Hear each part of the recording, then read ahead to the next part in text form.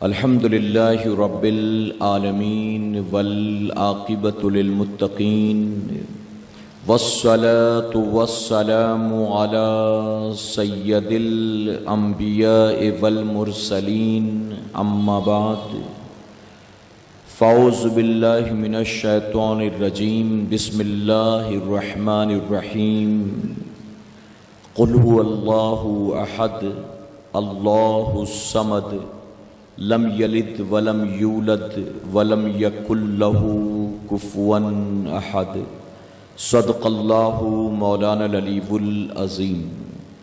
پڑھیں الصلاۃ والسلام علیک یا رسول اللہ، الصلاۃ والسلام علیک یا حبیب اللہ، الصلاۃ والسلام علیک یا نبی اللہ وعلی آلک واصحابک یا نور اللہ صلی اللہ تعالی علیہ وسلم۔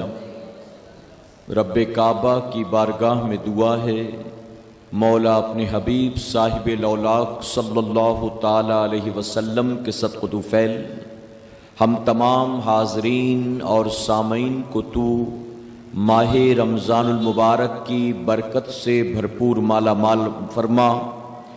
یا الہ العالمین، اس مغفرت والے عشرے کے جانے سے پہلے ہم سب کی، ہمارے والدین کی، ہمارے اہل و عیال کی اور تمام ایمان والے بھائیوں اور بہنوں کی مغفرت فرما۔ ہمیں خیر و عافیت کے ساتھ ماہ رمضان المبارک کا آخری عشرہ اور لیلۃ القدر نصیب فرما۔ میرے پیارے آقا علیہ الصلاۃ والتسلیم کے پیردیوانوں، ماہ رمضان المبارک پوری تیزی کے ساتھ ہمارے اور آپ کے سامنے سے رواں اور دواں ہے۔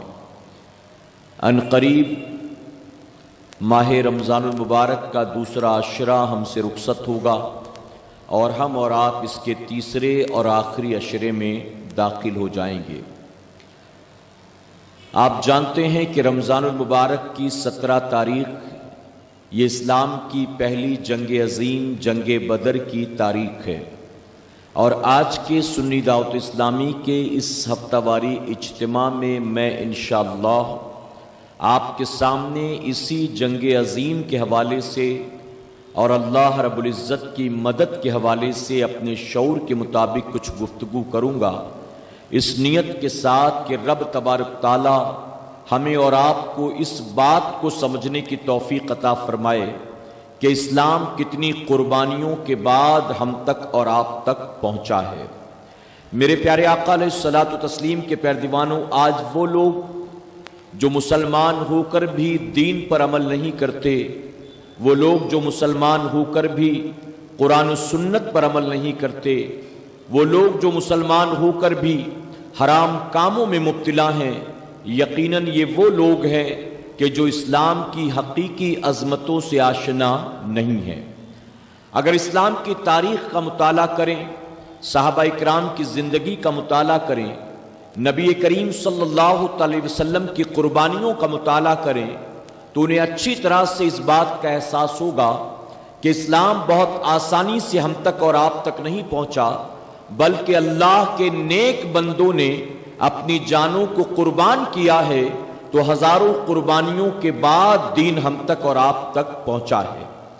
میرے پیارے آقا علیہ الصلاۃ والتسلیم کے پیردیوانوں، صحابہ اکرام نے، شہداء اکرام نے، اولیاء اکرام نے دین کو بچانے کے لیے جو قربانیاں دی ہیں، آج کے دور میں اس کی دور دور تک مثال بھی نہیں پائی جا سکتی ہے۔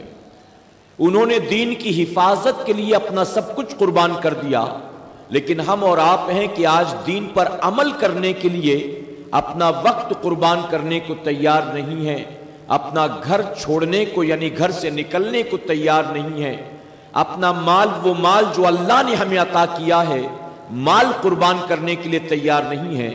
لیکن صحابہ اکرام کی زندگی میں آپ دیکھیں تو انہوں نے صرف جو ہے تن من دھن قربان کرنے کا زبانی دعویٰ نہیں کیا تھا، بلکہ انہوں نے اسے عملی جامہ پہنایا تھا، اور عمل کے میدان میں اتر کر صحابہ اکرام نے اپنا تن من دھن سب کچھ اللہ اور اس کے رسول صلی اللہ علیہ وسلم کی رضا کے لیے قربان کر دیا تھا۔ اور یہ انہی کی قربانیوں کا نتیجہ ہے کہ 1450 سال ہو چکے، لیکن آج بھی نہ قرآن کو بدلا جا سکا ہے، نہ اسلام کو بدلا جا سکا ہے، اور نہ اللہ کے محبوب جناب محمد الرسول اللہ صلی اللہ علیہ وسلم کی لائی ہوئی شریعت اور اسلام کے قانون اور احکام کو بدلا جا چکا ہے۔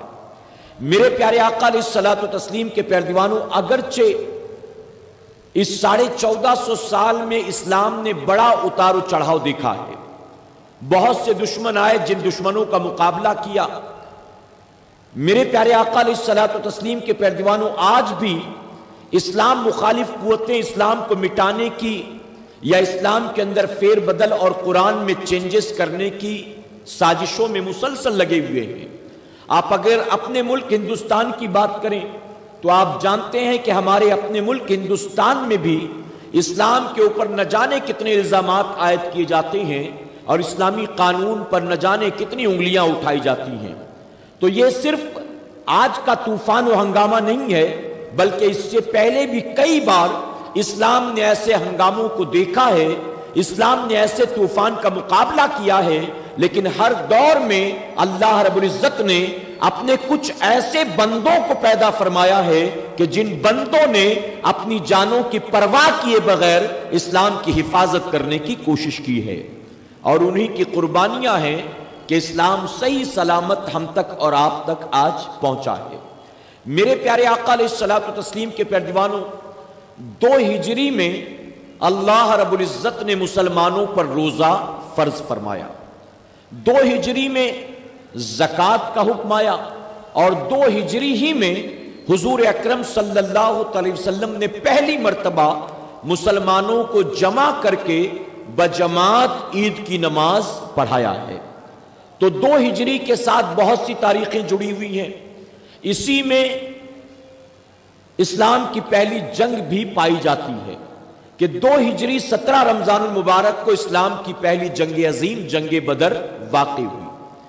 اس جنگ کے پیچھے وجہ کیا تھی؟ تاریخ نگاروں نے بڑی الگ الگ تاریخیں لکھی ہیں، لیکن تمام لکھنے والے جو ایک بات پر متفق ہیں وہ یہ ہے کہ مکہ معظمہ سے ہجرت کرنے کے بعد جب حضور اکرم صلی اللہ علیہ وسلم مدینہ منورہ تشریف لائے تو مدینہ منورہ میں اسلام تیزی کے ساتھ جو ہے پھیلنے لگ گیا تھا۔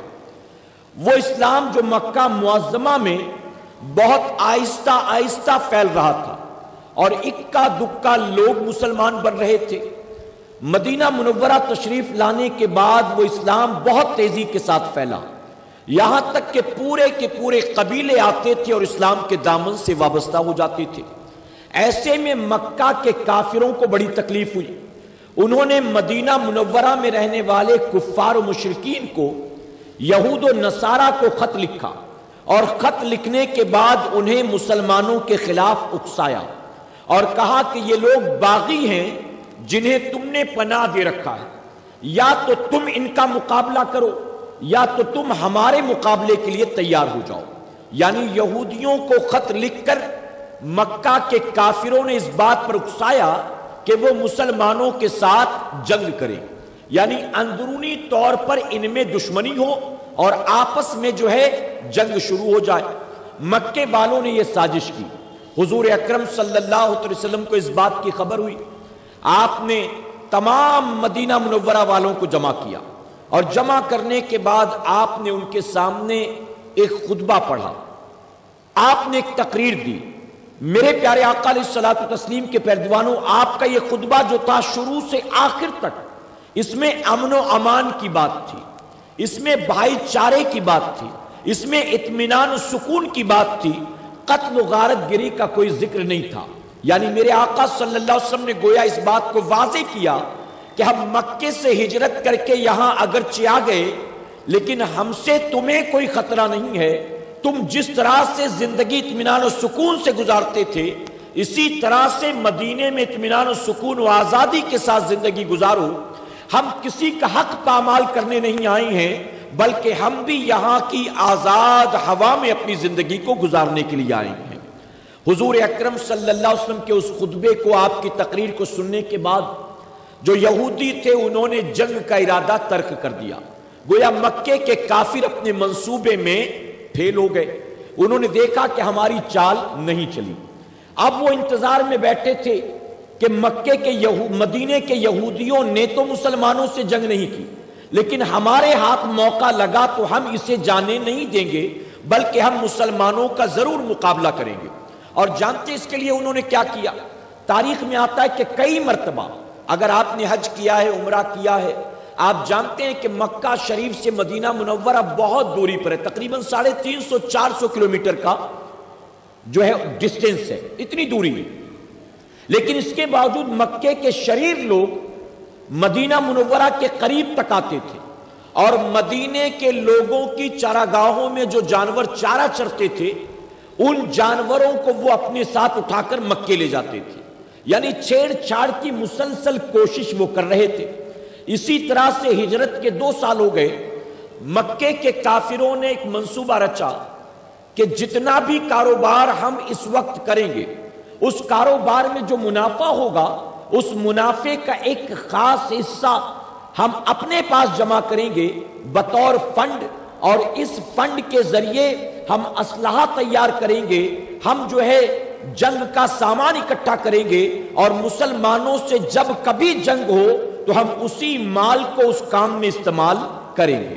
تو یہ سارا پلان مکے میں چل رہا تھا. اسی درمیان ابو سفیان جو تھا مکے کا سردار، وہ ایک تجارتی قافلہ لے کر ملک شام گیا تھا اور وہ ملک شام سے واپس مکہ معظمہ کی طرف پلٹ رہا تھا. یعنی تجارت کا سامان بیچ کر اچھا خاصا مال کما کر وہ لوٹ رہا تھا. اس تجارتی قافلے میں بھی مکے کے بڑے بڑے سرداروں کا مال تھا.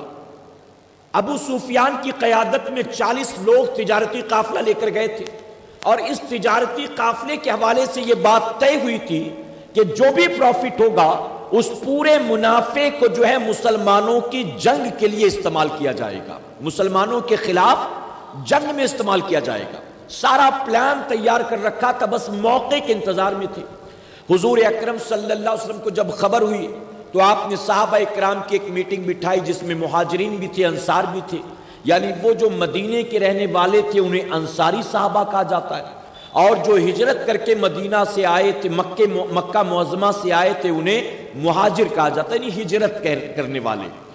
میرے پیارے آقا علیہ الصلوۃ والتسلیم کے پہلوانوں تو دونوں کو جمع کیا اور جمع کرنے کے بعد حضور اکرم صلی اللہ علیہ وسلم نے فرمایا کہ میری رائے یہ ہے کہ ابو سفیان کا تجارتی قافلہ جو ملک شام سے تجارت کر کے واپس مکے جا رہا ہے، اگر ہم درمیان میں ان پر حملہ کر دیں تو انہوں نے جو کچھ کمایا ہے وہ سارا مال ہمارے ہاتھ لگ جائے گا، اور جب وہ مال ہمارے ہاتھ لگ جائے گا تو انہی سے مقابلہ کرنے میں وہ مال ہمارے لیے مددگار ثابت ہوگا.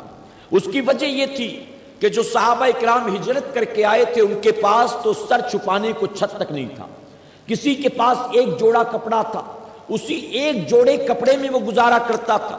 کوئی کاروبار نہیں، کوئی مال و دولت نہیں. یہاں تک کہ جو مکہ معظمہ میں بڑے دولت مند کہلاتے تھے، ہجرت کے وقت وہ ساری دولت کو ٹھوکر مار کر خالی ہاتھ جو ہے مدینہ منورہ آ گئے تھے.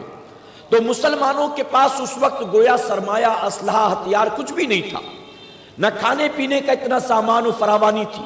اب ایسے میں اگر حملہ ہو جاتا تو مقابلہ کرنے کے لیے کچھ تو تیاری چاہیے. تو اسی تیاری کے طور پر حضور اکرم صلی اللہ علیہ وسلم نے یہ مشورہ دیا. اب تمام لوگوں نے متفق ہو کر اسے قبول کر لیا.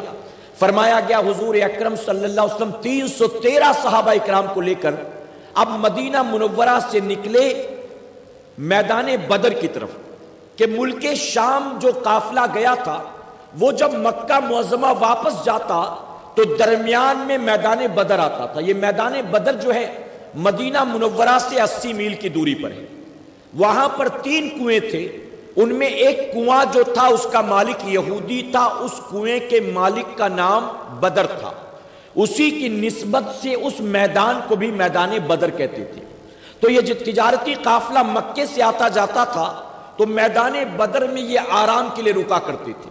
تو حضور اکرم صلی اللہ علیہ وسلم اسی نیت سے، اسی ارادے سے نکلے کہ ہم میدان بدر تک پہنچیں گے، انہیں گرفتار کریں گے اور ان کا مال لوٹ لیں گے۔ قتل غارت گری کی کوئی بات نہیں تھی، خون بہانے کی، مارنے کی کوئی بات نہیں تھی، صرف جو ہے قبضہ کر کے مال لینا تھا۔ اب یہ یہاں سے نکلے، میرے پیارے آقا علیہ الصلوۃ والتسلیم کے پہلوانوں جب یہ نکلے تو بالکل نہتھے تھے۔ فرمایا گیا کہ 2 صحابی ایسے تھے جن کے پاس گھوڑا تھا، یعنی وہ گھڑ سوار تھے، گھوڑا تھا۔ 70 تھے جن کے پاس اونٹ تھے، اور 8 لوگ تھے تقریباً جن کے پاس تلواریں تھیں۔ علاوہ اس کے باقی لوگ خالی ہاتھ آئے تھے۔ اب جانتے جو خالی ہاتھ آئے تھے ان میں کچھ ایسے تھے جنہوں نے کھجور کی لکڑی ہاتھ میں اٹھا رکھی تھی۔ اب کھجور کی لکڑی ظاہر ہے کہ میدان جہاد میں لے کر جانا یہ عقل مندی کی بات تو نہیں ہے۔ میدان جنگ میں لے کر جانا کھجور کی لکڑی، جہاں مقابلہ تیر تلوار کا ہو، جہاں مقابلہ گھوڑے اونٹ کا ہو، وہاں پر کھجور کی ٹہنی بلا کیا کام دینے والی۔ لیکن وہاں مقصد جو تھا وہ جنگ تھا بھی نہیں، بلکہ صرف انہیں ڈرا دھمکا کر ان کے مال پر قبضہ کرنا تھا۔ میرے پیارے آقا علیہ الصلوۃ والتسلیم کے پہلوانوں، ابو سفیان چونکہ قریش کے سردار میں سے تھا، بڑا تجربے کار تھا، اسے بھنک لگ گئی۔ اس نے فوراً جو ہے اس راستے کو بدلا اور وہ دوسری طرف سے ہوتا ہوا مکہ معظمہ کے راستے پر چل پڑا۔ لیکن اس نے حفاظت کے طور پر ایک شخص تھا جس کا نام تھا زمزم بن عمرو غفاری۔ زمزم بن عمرو غفاری کو تیار کیا اور کہا کہ تو تیزی سے گھوڑا بڑھا یا اونٹ کو بڑھا اور مکہ معظمہ جا، اور اس سے پہلے کہ مدینے والے ہمیں آ گھیریں اور حملہ کر دے، تو جا کر وہاں سے کچھ ہتھیار بندوں کو ساتھ لا تاکہ حملہ ہو تو وہ مقابلہ کر سکے، حفاظت کر سکے۔ اب زمزم بن عمرو غفاری جو تھا وہ تیزی سے اپنی اونٹنی کو لے کر مکے کی طرف چلا، اور یہاں ابو سفیان نے راستہ بدلا اور وہ میدان بدر سے بہت دور کا راستہ لے کر مکہ معظمہ کی طرف چل پڑا۔ فرمایا گیا زمزم بن عمرو غفاری جو تھا یہ مکہ معظمہ کی سرحد میں داخل ہونے سے پہلے اس نے ایک چال چلی، اس نے اپنی اونٹنی کے نتنے کو جو تھا تلوار سے چیر دیا، اپنے گریبان کو چاک کیا، زمین سے خاک اٹھائی اور اپنے سر پر ڈالا۔ عرب میں دستور تھا کہ جب غم کی خبر دینی ہوتی تو خبر دینے کا انداز یہ ہوا کرتا تھا۔ تو اس طرح سے وہ اونٹنی کے نتنے کو پھاڑ کر سر پر دھول مٹی ڈالتا، گریبان چاک کرتا، مکہ معظمہ میں داخل ہوا اور شور گل کرنے لگا۔ تم اطمینان سے اپنے گھروں میں بیٹھے ہو، وہاں مسلمانوں نے ہم پر قبضہ کر لیا، مسلمانوں نے ہم پر حملہ کر لیا، ہمارا سارا مال ہتھیا لیا، ہمارے لوگوں کو قتل کر دیا۔ اب جب زمزم غفاری یوں شور گل کرنے لگا، ہنگامہ بپا ہو گیا پورے مکے میں۔ وہ تو پہلے سے چڑے بیٹھے تھے، اب ان کے ہاتھ موقع لگ گیا، انہوں نے فوراً جو ہے اعلان کرنا شروع کیا۔ ہر طرف سے تقریباً 950 ہتھیار بند ہاتھ میں تلوار لہراتے ہوئے نکل آئے۔ ہر گلی کوچے سے آواز آتی تھی، خون کا بدلہ خون، خون کا بدلہ خون۔ اب ابو جہل کی قیادت میں تقریباً 950 کی فوج اکٹھا ہوئی، اور اکٹھا ہونے کے بعد میرے پیارے آقا علیہ الصلوۃ والتسلیم کے پہلوانوں، ابو جہل نے اعلان کیا ہم جس موقع کی طاق میں بیٹھے تھے موقع ہاتھ لگ گیا ہے، ہم نے اس کی پہل نہیں کی بلکہ مسلمانوں نے خود ہمارے ساتھ چھیڑ چھاڑ کیا۔ اب یہ موقع ہاتھ سے نہیں جانے دیں گے بلکہ ہمیں موقع ملا ہے، ہم صف ہستی سے مسلمانوں کو، پیغمبر اسلام کو اور اسلام کو مٹا کر رکھ دیں گے۔ اس نے چاروں طرف جو ہے اس طرح کا اعلان کر دیا، لوگوں کا خون جو تھا جوش مارنے لگا، ہر طرف سے تیاریاں شروع ہو گئی۔ فرمایا گیا اب فوج کو تیار کر کے ابو جہل خانہ کعبہ کے پاس آتا، اور خانہ کعبہ کے پاس آ کر وہ کہنے لگا اے اللہ تو جانتا ہے ہم بہت پرانے دین پر ہیں اور محمد جو ہے یہ نئے دین پر ہیں صلی اللہ علیہ وسلم، انہوں نے ہمارے دین کو چھوڑا ہے، ایک نئے دین کا اعلان کر دیا۔ اے اللہ تو جانتا ہے ہم حق پر ہیں، وہ غلط ہے، تیرے نزدیک ہم عزت والے ہیں، وہ ذلت والے ہیں۔ اے اللہ اب جو تیرے نزدیک پسندیدہ ہو تو ضرور اس کی مدد کرنا۔ یہ کہہ کر ابو جہل فوج کو لے کر مکہ معظمہ سے روانہ ہوا. اب اگر اسے یوں کہیں تو غلط نہیں ہوگا کہ ابو جہل دعائیں نہیں کر رہا تھا بلکہ خانہ کعبہ کے سائے میں خود اپنے لیے بد دعائیں کر رہا تھا کہ اللہ تو جسے پسند کرتا ہے تو اس کا ساتھ دینا. اے اللہ جو تیرے نزدیک عزت والے ہیں تو انہیں کی عزت کو بڑھا دینا. میرے پیارے آقا علیہ الصلوۃ والتسلیم کے پہلوانوں یہاں فوج روانہ ہو گئی. اب حضور اکرم صلی اللہ علیہ وسلم 313 نہتے مجاہدین کو لے کر جب پہنچے تو آپ کو پتا چلا کہ ابو سفیان تو راستہ بدل کر جا چکا. اب میرے آقا صلی اللہ علیہ وسلم نے اسی جگہ پر 2 لوگ مکے سے آ رہے تھے. ان 2 لوگوں کو بڑھ کر مجاہدین نے گرفتار کیا اور بعض روایتوں میں آتا ہے کہ حضور صلی اللہ علیہ وسلم نے 2 لوگوں کو جاسوسی کرنے کے لیے روانہ کیا مکے کی طرف کہ مکے کی کیفیت اور مکے کا حال کیا ہے. اب فرمایا گیا کہ یہ 2 لوگ جو تھے ان لوگوں نے سارا معاملہ بیان کر دیا کہ ابو جہل کی قیادت میں عتبہ شیبہ کی قیادت میں مکہ معظمہ سے ایک لمبی چوڑی فوج جو ہے آپ لوگوں کے مقابلے کے ارادے سے نکلی ہے. تو حضور اکرم صلی اللہ علیہ وسلم نے فرمایا کہ اس فوج میں کتنے لوگ؟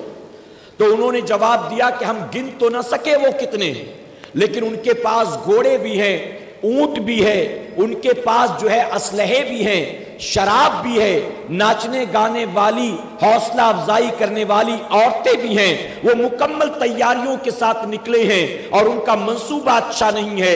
میرے آقا صلی اللہ علیہ وسلم نے فرمایا اندازاً بتاؤ کہ فوج کتنی بڑی لمبی چوڑی ہے. تو جانتے ان دونوں نے کہا ہم نہیں بتا سکتے کہ فوج کتنی لمبی چوڑی ہے. تو میرے آقا صلی اللہ علیہ وسلم نے فرمایا اچھا جب رات وہ ٹھہرے تھے راستے میں تو کھانے کے لیے انہوں نے اونٹ ذبح کیا تھا تو کیا تم نے دیکھا کتنے اونٹ ذبح کیے گئے؟ تو جانتے انہوں نے جواب دیا, ایک نے کہا مجھے اندازے سے لگتا ہے کہ 9 اونٹ ذبح کیا تھا, دوسرے نے کہا مجھے لگتا ہے کہ 10 اونٹ ذبح کیا تھا.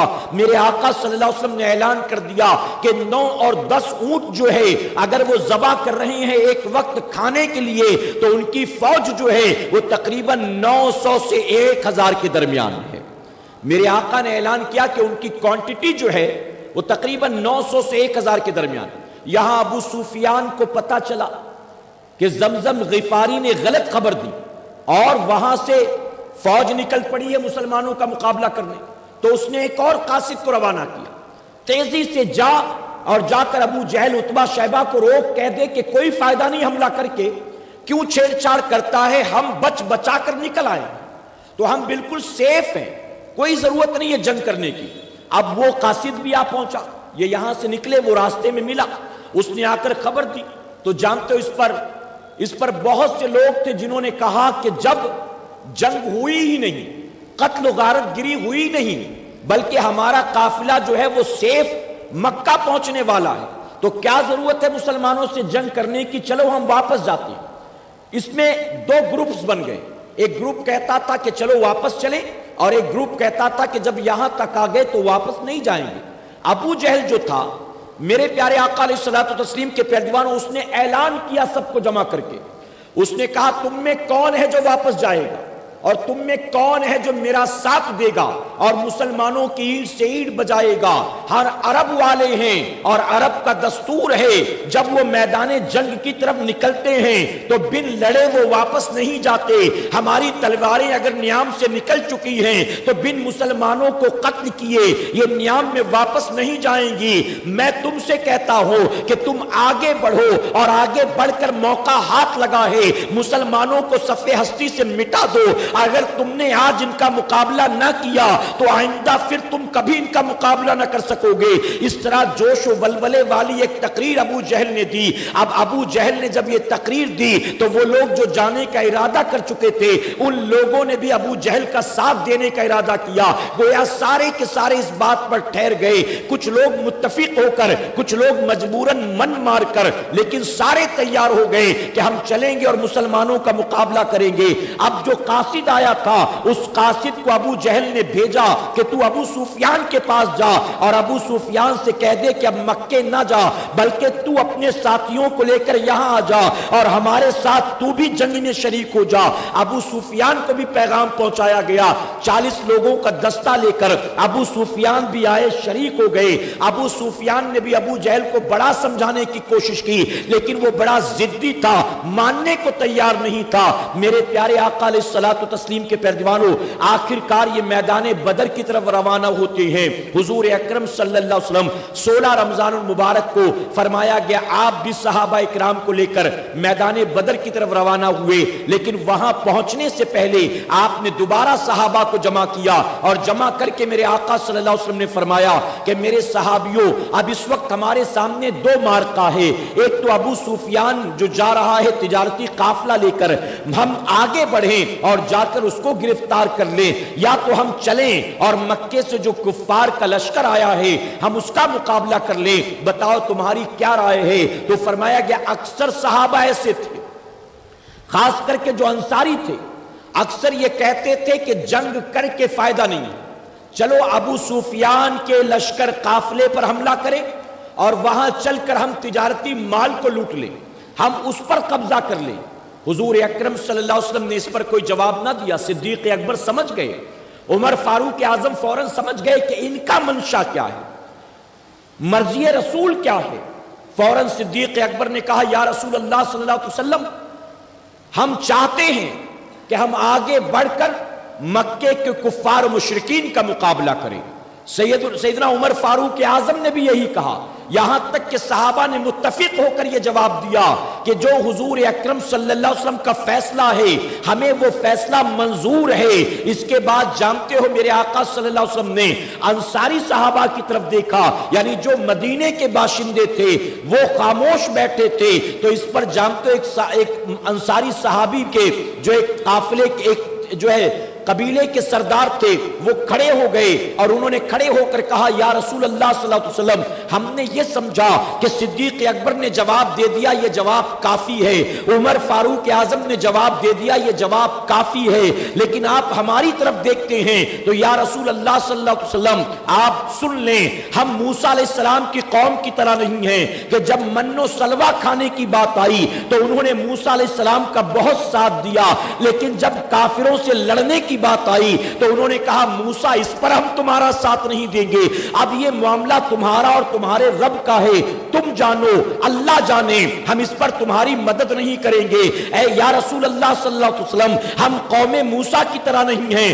بلکہ ہم نے جس وقت آپ کے ہاتھوں پر اسلام قبول کیا تھا اس وقت اپنی جانیں بھی ہم نے آپ کے حوالے کر دی تھی، اپنا مال بھی ہم نے آپ کے حوالے کر دیا تھا، اگر آپ ہمیں حکم دیں کہ پہاڑوں سے ٹکرانا ہے تو ہم پہاڑوں سے بے چوچرا ٹکرا جائیں گے، اگر کہیں گے سمندروں میں گوتا لگانا ہے تو ہم بے چوچرا سمندروں میں کودنے کو تیار ہیں، اگر آپ ہمیں حکم دیں کہ ہمیں جلتی ہوئی آگ میں کودنا ہے آپ کے حکم پر جلتی ہوئی آگ میں کودنے کو تیار ہیں، آپ کی جو مرضی ہے اے آقا ہم اس کے لیے تیار ہیں۔ فرمایا گیا حضور اکرم صلی اللہ علیہ وسلم اپنے ہتھیار اپنے ہاتھ میں تلوار لے کر جرح باندھ کر باہر نکلتے ہیں۔ اب تمام مہاجر و انصاری صحابہ جو تھے وہ سمجھ گئے کہ حضور اکرم صلی اللہ علیہ وسلم کا ارادہ جو ہے وہ کفار مشرکین سے جنگ کا ہے۔ اب فرمایا گیا تمام صحابہ تیار ہیں، اس میں کچھ 9 عمر کے بچے بھی ہیں، انہیں واپس کیا جاتا ہے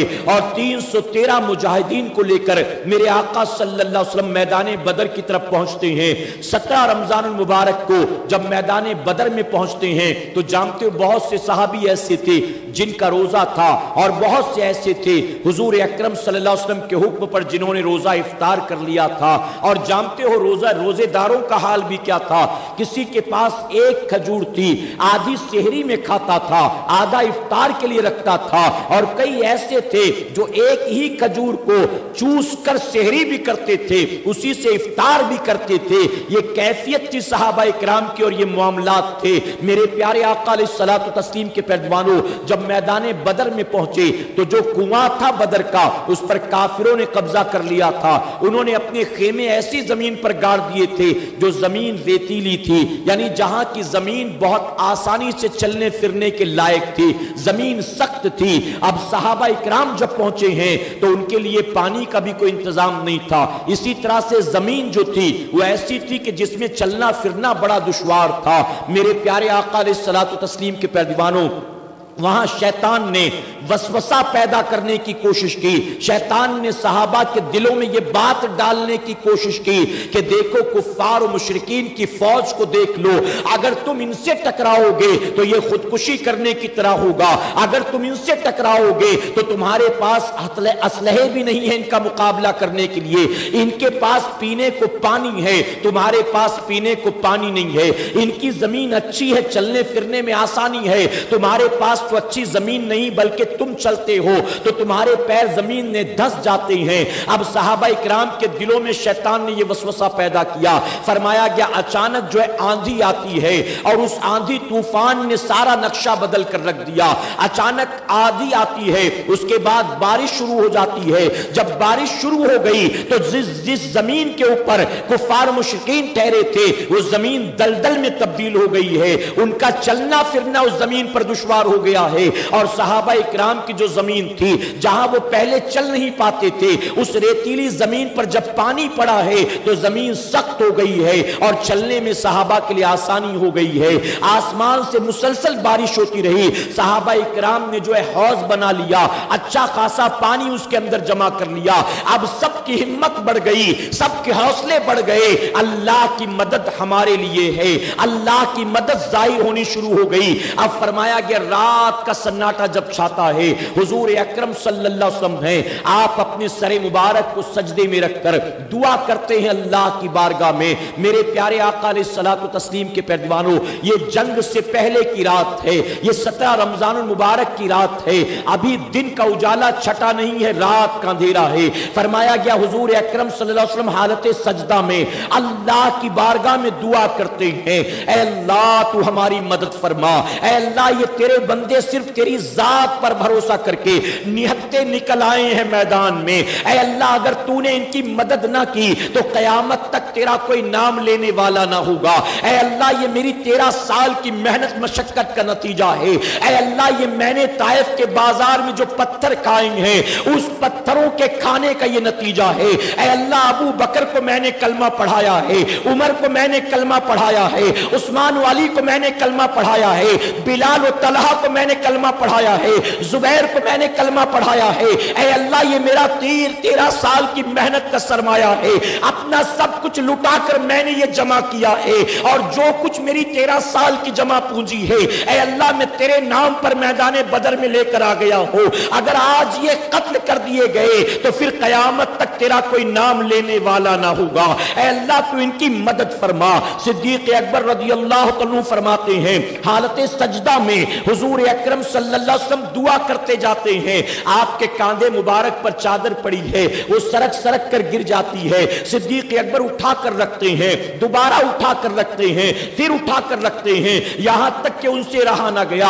अर्ज करते हैं या रसूल अल्लाह सल्लल्लाहु अलैहि वसल्लम, ऐ आका बस कीजिए, अल्लाह आपकी दुआ को रायगा नहीं जाने देगा, अल्लाह जरूर हमारी मदद फरमाएगा। ऐ आका अपने सर को उठा लीजिए, ऐ आका अपने सर को उठा लीजिए। फरमाया गया बहुत देर के बाद हुजूर अकरम सल्लल्लाहु अलैहि वसल्लम अपने सर मुबारक को उठाते हैं, उसके बाद खेमे से बाहर निकलते हैं। साथ सैयदना सिद्दीक अकबर हैं, सैयदना उमर फारूक आजम को आवाज देते हैं, उमर फारूक आजम भी करीब आते हैं। हुजूर अकरम सल्लल्लाहु अलैहि वसल्लम ने रास्ते में पड़ी एक टहनी को उठाया है, एक लकड़ी के टुकड़े को उठाया है और फिर रात के अंधेरे में मैदान बदर में जाते हैं। वहां पहुंचकर मेरे आका सल्लल्लाहु अलैहि वसल्लम एक दायरा खींचते हैं और दायरा खींचकर ऐलान करते हैं कल जब दिन का उजाला छटेगा तो इसी दायरे के अंदर देखना अबू जहल मारा जाने جانے والا ہے۔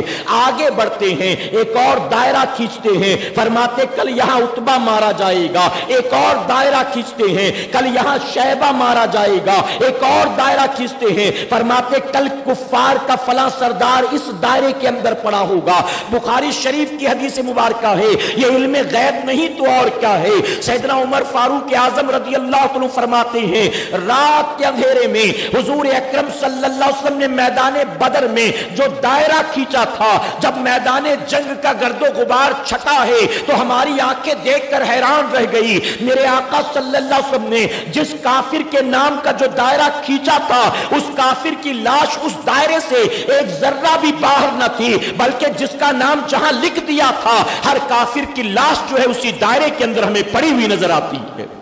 یہ علم غیب بھی ہے اور یہ نبی کا اختیار بھی ہے، یہ نبی کا اختیار بھی ہے۔ میرے پیارے آقا علیہ الصلوۃ والتسلیم کے پیروانوں، جب صبح ہوئی، جنگ شروع ہوئی، تو سب سے پہلے کافروں کی طرف سے 3 بڑے بڑے خاندان و حسب نسب والے آئے، ان میں عتبہ شیبہ بھی تھا، ایک شخص اور بھی۔ مسلمانوں کی طرف سے 3 انصاری صحابی آگے بڑھے، تو ان تینوں نے پوچھا کہ تم کون ہو؟ انہوں نے جواب دیا ہم مدینے کے لوگ ہیں، فلاں قبیلے فلاں خاندان سے تعلق رکھتے، ہمارا نام یہ ہے۔ تو ان تینوں کافروں نے آواز دے کر کہا تمہارا ہم سے کوئی مقابلہ نہیں ہے، تم کیوں آتے ہو مقابلے پر؟ تم سے ہمارا کوئی جھگڑا ہی نہیں ہے، ہمارے پاس تو ہمارے برابری والوں کو بھیجو، ہمارے پاس تو ہمارے خاندان والوں کو بھیجو، ہمارے پاس تو ان کو بھیجو جو مکے سے بھاگ کر یہاں اپنی جان بچانے آئے ہیں۔ فرمایا گیا پھر حضور اکرم صلی اللہ علیہ وسلم نے حکم دیا کہ ان کو اگر اپنوں ہی سے مقابلہ کرنا ہے، علی جاؤ تم جا کر مقابلہ کرو۔ اپنے چچا سے کہا حمزہ تم جاؤ جا کر تم مقابلہ کرو۔ ایک اور صحابی کو آگے بڑھایا، فرمایا گیا وہاں سے 3 ہیں، یہاں سے 3 ہیں، اور جانتے ہو پہنچتے حضرت علی کے مقابلے میں جو تھا ایک ہی وار میں آپ نے اس کے جسم سے گردن کو جدا کر دیا ہے۔ حضرت حمزہ نے بھی آگے بڑھ کر اپنے مقابل میں جو تھا اس کو ایک ہی وار میں قتل کر دیا، لیکن جو تیسرے صحابی تھے اس کے مقابل میں جو ظالم تھا اس نے ایسا وار کیا کہ ان کا پیر کٹ گیا۔ اب پیر کٹ گیا تو زمین پر آ گئے۔ حضرت علی نے، حضرت امیر حمزہ نے دیکھا، دیکھنے کے بعد تیزی سے آگے بڑھے اور آگے بڑھ کر ان دونوں نے مل کر وار کیا اور اس تیسرے کافر کو جہنم رسید کر دیا ہے۔ اور اس کے بعد وہ جو صحابی زخمی ہوئے تھے جن کا پیر کٹ گیا تھا انہیں جو ہے اٹھا کر لے کر آئے اور لا کر حضور اکرم صلی اللہ علیہ وسلم کے قدموں میں ڈال دیا۔ کہیں سبحان اللہ، قدموں میں ڈال دیا۔ اب جب قدموں میں لا کر ڈالا تو جانتے ہو کیا عرض کرتے ہیں؟ عرض کرتے ہیں یا رسول اللہ صلی اللہ علیہ وسلم آقا گواہ ہو جائیں کہ میں نے یہ جو کچھ بھی کیا ہے اللہ اس کے رسول کی رضا کے لیے کیا ہے۔ اے آقا دعا کریں اللہ مجھ کو شہادت کا مرتبہ عطا کرے، اسلام کی خاطر اللہ مجھ کو قربانی کا مرتبہ عطا کر دے۔ میرے آقا نے دعا فرمائی، خوب کہا کہنے والے نے، مولانا حسن رضا کیا خوب کہتے ہیں، گر وقت اجل سر تیری چوکٹ پہ جھکا ہو، گر وقت اجل سر تیری چوکٹ پہ جھکا ہو، جتنی ہو قضا ایک ہی سجدے میں ادا ہو، جتنی ہو قضا۔ یعنی اس وقت میں بھی وہ نبی کے قدموں میں جان دینا پسند کرتے تھے۔ میرے پیارے آقا علیہ الصلوۃ والتسلیم کے پیروانوں، اس کے بعد دونوں طرف سے حملہ ہوتا ہے۔ یہاں سے کفار کی فوج آگے بڑھی، یہاں سے مسلمان مقابلے میں پہلے ہوتا تھا الگ الگ لڑتے تھے، اس کے بعد حملہ آور ہوتے ایک ساتھ۔ فرمایا گیا کہ چونکہ مسلمانوں کی تعداد کم تھی، کفار غالب نظر آنے لگے، حضور اکرم صلی اللہ علیہ وسلم نے حوصلہ افزائی کے لیے صحابہ کو آواز دی، اے میرے صحابیوں آگے بڑھو، اللہ اس کے رسول کے دشمنوں کا مقابلہ کرو، جنت تمہارے انتظار میں ہے، جنت تمہاری مشتاق ہے، آگے بڑھو، ان کا مقابلہ کرو۔ فرمایا گیا ایک نوجوان انصاری صحابی وہ دور کھڑے ہوئے کھجوریں کھا رہے تھے، جب انہوں نے یہ ولولہ انگیز آواز سنی، اعلان سنا، تو کھجوریں پھینک کر حضور اکرم صلی اللہ علیہ وسلم کی بارگاہ میں حاضر ہوئے، عرض کرتے ہیں یا رسول اللہ صلی اللہ علیہ وسلم کیا جنت اور میرے درمیان صرف موت کی دیوار حائل ہے؟ سر کٹے گا مجھے فوراً جنت ملے گی؟ آقا فرماتے ہاں ہاں جنت تمہارے انتظار میں ہے، جنت کو تمہارے لیے سجایا گیا ہے، یہاں اللہ کی راہ میں گردن کٹے گی اور وہاں اللہ تمہیں جنت میں داخل کرے گا۔ فرمایا گیا وہ کھجوریں پھینک کر نہتے میدان جنگ میں شامل ہو جاتے ہیں اور چند لمحوں کے بعد وہ جام شہادت نوش کر کے جنت میں داخل ہو جاتے ہیں۔ ایک صحابی یوں ہی کھڑے تھے، میرے آقا صلی اللہ علیہ وسلم فرماتے تم یہاں کیا کرتے ہو؟ عرض کرتے آقا میرے پاس کوئی ہتھیار نہیں ہے، میں ان کا مقابلہ کیسے کروں؟ فرمایا گیا حضور اکرم صلی اللہ علیہ وسلم نے کھجور کی ایک ٹہنی اٹھا کر ان کے ہاتھ میں دے دی، کہا یہ لو اور اسے لے جا کر مقابلہ کرو۔ فرمایا گیا کہ وہ کھجور کی ٹہنی لے کر تلواروں کے بیچ میں کودے ہیں اور جانتے ہو صفوں کے صفوں کو پلٹتے ہوئے تقریباً 3 کافروں کو اپنی اس کھجور کی ٹہنی سے جہنم رسید کر دیا ہے اور اس کے بعد خود جام شہادت نوش کر لیتے ہیں۔ اے مسلمانوں، یہاں ہمارے اور آپ کے لیے جو درس و جو پیغام ملتا ہے، جو سب سے اہم بات سمجھنے کی ہے وہ یہ ہے کہ کل تک جب اللہ کے برگزیدہ بندے، کل تک جب صحابہ اکرام جو ہے اللہ کی ذات پر بھروسہ کرتے تھے، حضور کے نام پر نکلا کرتے تھے، جب وہ اسباب پر نہیں خالق کے اسباب پر بھروسہ کرتے تھے تو اس وقت کھجور کی ٹہنی بھی میدان جنگ میں تلوار کا کام کیا کرتی تھی۔ اور آج تلوار ہو کر بھی اگر ہم ذلیل و خوار ہوتے ہیں، آج پیٹرول ہو کر بھی اگر ہم مارے جا رہے ہیں، آج ریال و دھن دولت ہو کر بھی اگر ہمارے تختے اور حکومتیں پلٹی جا رہی ہیں، ہم رسوا اور ذلیل کیے جا رہے ہیں، تو اس کی وجہ صرف اور صرف ایک ہے کہ کل کا مسلمان خالق اسباب پر بھروسہ کرتا تھا اور آج کا مسلمان اسباب پر بھروسہ کرتا ہے۔ ہم نے سمجھا امریکہ ہماری مدد کرے گا، ہم نے سمجھا اسرائیل ہماری مدد کرے گا، ہم نے سمجھا کہ سعودی عرب کا عربی ہماری مدد کرے گا، ہم نے سمجھا ہند کی حکومت ہماری مدد کرے گی۔ اے سرکار مدینہ علیہ الصلوۃ والتسلیم کے پیروانوں، اگر مسلمانوں کے دلوں سے اس ساری مدد کا خیال نکل جائے اور وہ صرف اللہ کی ذات پر توکل کر لے، اللہ کی ذات پر بھروسہ کر لے، تو یقیناً وہ دن دور نہیں ہے۔ کل بھی میرے رب نے میدان بدر میں صحابہ کی مدد کی تھی، آج بھی وہ مسلمانوں کی مدد کرنے پر قادر ہے۔ میرے پیارے آقا علیہ الصلوۃ والتسلیم کے پیروانوں، ایک صحابی رسول فرماتے ہیں کہ میں میدان جنگ میں تھا، کافروں کا مقابلہ چل رہا ہے، میں نے دیکھا کہ 11 سال کا بچہ، ایک 11 سال کا نو عمر لڑکا، اس نے آ کر میری چادر کو کھینچا، میں نے اس کی طرف دیکھا تو مجھ سے کہنے لگا کہ چچا مجھے بتائیں ابو جہل کہاں ہے؟ ابھی میں اس کا جواب دیتا کہ بائیں جانب سے دوسرے بچے نے چادر کھینچی جس کی عمر 12 یا 13 سال تھی، میں نے اس کی طرف دیکھا تو اس نے بھی مجھ سے کہا چچا مجھے بتائیں ابو جہل کیا ہے؟ تو میں نے ان دونوں بچوں سے کہا کہ بیٹا میدان جہاد میں ابو جہل کو تلاش کرتے ہو، وجہ کیا ہے؟ تو بچے کہنے لگے کہ ہم نے سنا ہے کہ وہ ہمارے آقا صلی اللہ علیہ وسلم کو بڑا گالیاں دیتا ہے، وہ بہت برا بھلا کہتا ہے۔ سنو، جب ہم اپنے گھر سے نکلے تھے، ہم دونوں بھائی ہیں، ہم جب اپنے گھر سے نکلے تھے تو ہماری ماں نے ہمیں یہ وصیت کر کے بھیجا تھا، بیٹا یا تو ابو جہل کے ہاتھوں اپنی جان قربان کر دینا یا تو اللہ کے نبی کے دشمن کو اپنے ہاتھوں سے جہنم میں پہنچا دینا۔ تو ہم دیکھنا چاہتے ہیں کہ وہ ظالم ہے کہاں، یا تو اس سے لڑ کر اپنی جان قربان کر دیں گے یا تو ہم جو ہے اس کو قتل کر کے جہنم رسید کر دیں گے۔ وہ صحابی کہتے ہیں ابھی گفتگو چل رہی تھی، اچانک میں نے دیکھا ابو جہل اپنے گھوڑے پر بیٹھا اکڑتا ہوا یہاں وہاں گھوم رہا تھا، میں نے فوراً اشارہ کیا، وہ دیکھو تمہارا شکار تمہارے سامنے ہے۔ ابھی اتنا کہنا ہی تھا کہ وہ دونوں بچے جو تھے اپنے ہاتھوں میں ننھی ننھی تلوار لے کر آئے تھے، تیزی سے ابو جہل کی طرف دوڑتے ہیں۔ ابو جہل سنبھل بھی نہیں پایا تھا کہ ان بچوں نے نیچے سے حملہ کرنا شروع کر دیا۔ اب جب پیر پر دونوں طرف سے تلواریں لگی تو اچانک ہوئے حملے کی تاب نہ لا سکا، ابو جہل زمین پر گر گیا۔ اب جب گھوڑے سے زمین پر آ گیا تو دونوں بھائیوں نے حملہ کرنا شروع کر دیا۔ اسی درمیان ابو جہل کا بیٹا اکرمہ دور سے دیکھتا تھا، جب اپنے باپ کی حالت دیکھی اکرمہ تلوار لے کر دوڑتا ہوا آیا اور آنے کے بعد اس نے تیزی سے تلوار ماری۔ ایک صحابی رسول جن کی عمر 11 سال تھی، جن کا نام حضرت معاذ تھا، فرمایا گیا ان کے ہاتھ پر تلوار لگی، جب ہاتھ پر تلوار لگی تو ہاتھ کٹ گیا، لیکن کٹ کر جسم سے جدا نہیں ہوا بلکہ وہ جو ہے چمڑی کے ذریعے لٹک گیا. انہوں نے بائیں ہاتھ میں تلوار لی اور تلوار لے کر ایک بھائی جو تھا وہ ابو جہل کو مارتا رہا اور دوسرے نے ابو جہل کے بیٹے اکرمہ کا پیچھا کرنا شروع کر دیا. فرمایا گیا اکرمہ کڑیل جوان تھا لیکن جب 11 سال کے حضرت معاذ نے میدان بدر میں اسے دوڑایا ہے تو اتنی تیزی سے جان بچا کر بھاگتا تھا کہ جیسے اس کے پیچھے کوئی بچہ نہیں بلکہ اللہ کا شیر چلا آتا ہو. فرمایا گیا کہ حضرت معاذ جا تو رہے تھے لیکن وہ کٹا ہوا ہاتھ جو تھا خود فرماتے ہیں کہ میرے پیروں کے بیچ میں آ جاتا تھا, مجھے چلنے میں تکلیف ہوتی تھی. تو جانتے ہو انہوں نے کیا کیا؟ فرماتے ہیں میں نے کٹے ہوئے ہاتھ کو زمین پر رکھا ہے, اس کے بعد میں نے اس پر اپنا پیر رکھا ہے اور پیر رکھ کر میں نے اس کو اتنی زور سے کھینچا ہے کہ جو چمڑی لگی تھی وہ چمڑی بھی الگ ہو گئی. اب وہ ہاتھ جسم سے جدا ہو گیا تو مقابلہ کرنے میں آسانی ہو گئی. اور فرماتے اسی طرح سے میں نے کٹے ہوئے ہاتھ سے پورے دن بھر جو ہے جہاد کیا ہے میدان بدر میں. اللہ اکبر. میرے پیارے آقا علیہ الصلوۃ والتسلیم کے پیروانوں, اس طرح سے کئی واقعات ملتے ہیں میدان بدر میں. حضور اکرم صلی اللہ علیہ وسلم اللہ کی بارگاہ میں سجدہ ریز ہو جاتے ہیں, اللہ کی بارگاہ میں دعا کرنا شروع کرتے ہیں.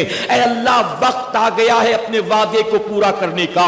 اے اللہ تو اپنی مدد کو بھیج دے. اے اللہ یہ تیرے بندے تیری ذات پر بھروسہ کر کے اتر آئے ہیں میدان جہاد میں. اے اللہ اپنی مدد کو بھیج دے. فرمایا گیا حضور اکرم صلی اللہ علیہ وسلم دعا کر رہے تھے, پھر سجدے سے سر اٹھاتے ہیں اور مسکرا کر فرماتے ابو بکر دیکھو وہ جبرائیل علیہ السلام چلے آتے ہیں, اپنے ساتھ فرشتوں کی جماعت لے کر آتے ہیں. سیدنا علی کرم اللہ وجہ الکریم فرماتے ہیں کہ سب سے پہلے جبرائیل علیہ السلام اپنے ساتھ 1000 فرشتوں کو لے کر اترے ہیں. آپ آئیں تو حضور کے داہنی طرف آئیں ہیں کہ صدیق اکبر بھی داہنی طرف تھے اور جبرائیل علیہ السلام بھی داہنی طرف اترے.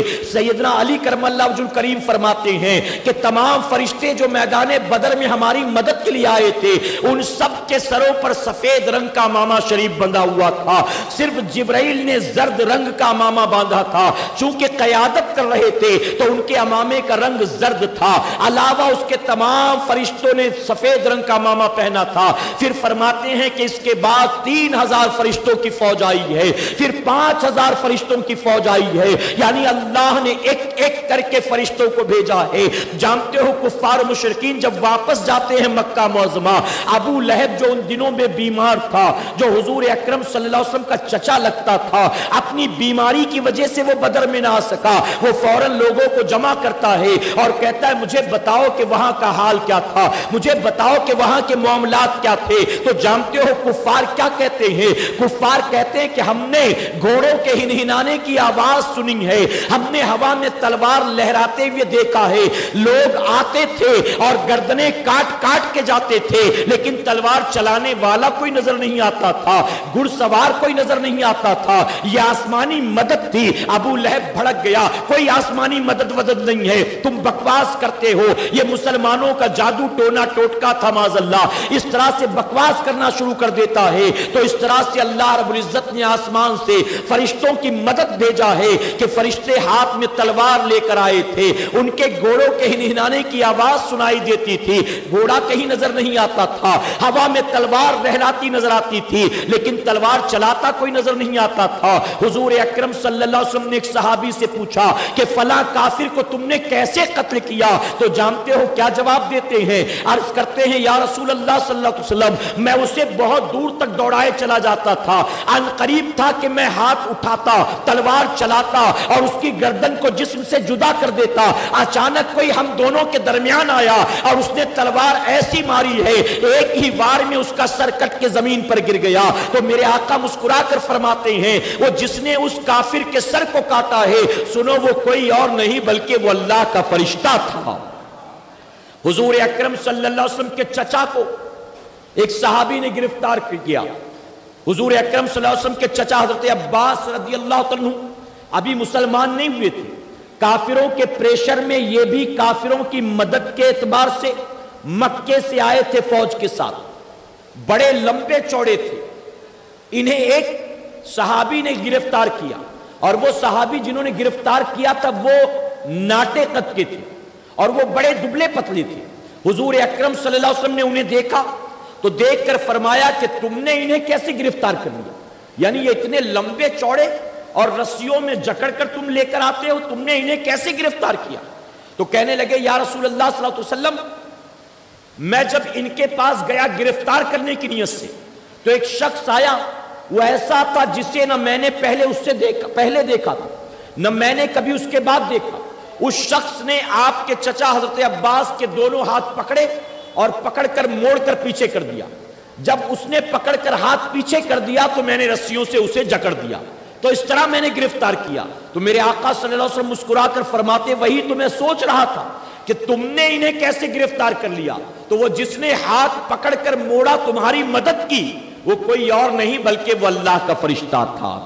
اسی طرح فرمایا گیا میدان بدر میں میرے پیارے آقا علیہ الصلوۃ والتسلیم کے پیروانوں، باپ بیٹے کے مقابل تھا، بیٹا باپ کے مقابل تھا، ماموں سامنے ہے، چچا سامنے ہے، بھتیجا سامنے ہے، بھانجا سامنے ہے۔ ارے کئی تو میدان بدر میں ایسے بھی آئے تھے کہ مکے سے کافر باپ کافروں کے ساتھ آیا تھا اور مدینے سے عاشق رسول بن کر بیٹا اس کے مقابلے میں تھا۔ بیٹا جانتے ہو میدان بدر کے بعد جب سیدنا صدیق اکبر کے بیٹے حضرت عبد الرحمن رضی اللہ عنہ مسلمان بن گئے تو دسترخوان پر ایک مرتبہ گفتگو نکلی تو کہنے لگے کہ ابا حضور، میدان بدر میں کئی بار آپ میری تلوار کی زد میں آ گئے تھے، لیکن میں نے باپ سمجھ کر آپ کو چھوڑ دیا۔ آپ میرے والد تھے اس لیے میں نے تلوار نیچے کر لی، میں ہٹ گیا، میں نے آپ پر حملہ نہیں کیا۔ تو سیدنا صدیق اکبر رضی اللہ عنہ فوراً فرماتے ہیں کہ یہ تیرا کفر تھا جس نے تجھے مجھ پر تلوار چلانے سے روکا۔ سن لے، قسم اللہ کی، اگر تو میرے سامنے ایک مرتبہ آ جاتا تو میں تجھے اپنا بیٹا نہ سمجھتا بلکہ اللہ اس کے رسول کا دشمن سمجھ کر میں نے فوراً تیری گردن کو اتار دیا ہوتا۔ سیدنا عمر فاروق اعظم نے اپنے ماموں کو قتل کیا۔ اسی طرح ایک صحابی، مجھے نام یاد نہیں آتا، انہوں نے اپنے باپ کو قتل کیا۔ تو میدان بدر میں حق و باطل کا فیصلہ ہو گیا اور صحابہ کرام نے اپنے ہی رشتہ داروں، اپنے ہی خاندان والوں پر تلوار چلا کر بتا دیا کہ سارے رشتے ناتے بعد میں سب سے بڑا رشتہ اللہ اور اس کے رسول کا ہوا کرتا ہے، ساری محبتیں بعد میں ہیں، سب سے پہلے اللہ اور اس کے رسول صلی اللہ علیہ وسلم کی محبت ہے۔ فرمایا گیا اس کے بعد کافروں میں انتشار پیدا ہوا، بھاگنا شروع کر دیا انہوں نے۔ 70 بڑے بڑے سردار مارے گئے اور 70 کافروں کو گرفتار کر لیا گیا۔ تقریباً 14 صحابہ کرام نے جام شہادت نوش کیا۔ حضور اکرم صلی اللہ علیہ وسلم نے تمام صحابہ کو حکم دیا کہ کفار و مشرکین کی لاشوں کو جمع کرو۔ جمع کرنے کے بعد انہیں گھسیٹ کر بدر کے کنویں میں ڈال دیا گیا، بدر کے کنویں میں ڈال دیا گیا۔ اس کے بعد روایتوں میں آتا ہے کہ 3 دن کے بعد حضور اکرم صلی اللہ علیہ وسلم اس کنویں کے اوپر کھڑے ہوئے اور کھڑے ہو کر آپ نے ایک سردار کا نام لیا۔ اے ابو جہل سن، اے عتبہ سن، اے شیبہ سن، تیرے رب کا جو وعدہ تیرے ساتھ تھا اس نے پورا کیا اور میرے رب کا وعدہ جو میرے ساتھ تھا اس نے پورا کیا۔ تم ذلیل و خوار ہوئے، اللہ نے ہمیں عزت دی، تم شکست کھا گئے، اللہ نے ہمیں کامیابی دی، تم ہمیشہ کے لیے مٹ گئے، اللہ نے ہمیں عزت عطا کی اور سربلندی عطا کی۔ سیدنا عمر فاروق اعظم نے دیکھا تو حضور اکرم صلی اللہ علیہ وسلم کی بارگاہ میں عرض کرتے ہیں یا رسول اللہ صلی اللہ علیہ وسلم، ان بے جان مردوں سے بات کر کے کیا فائدہ، یہ کہاں سننے والے ہیں؟ تو میرے آقا صلی اللہ علیہ وسلم فرماتے کہ سنو، یہ تم سے بہتر سننے والے ہیں، یعنی میں جو ان سے اس وقت مخاطب ہوں یہ یوں ہی نہیں ہے بلکہ یہ تم سے بہتر سننے والے ہیں۔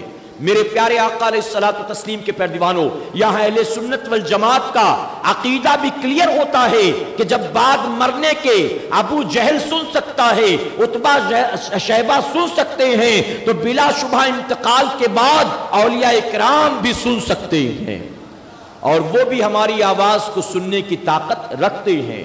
تو یہ پہلی جنگ تھی جس میں اللہ رب العزت نے مٹھی بھر مسلمانوں کو کھلی ہوئی فتح عطا فرمایا ہے۔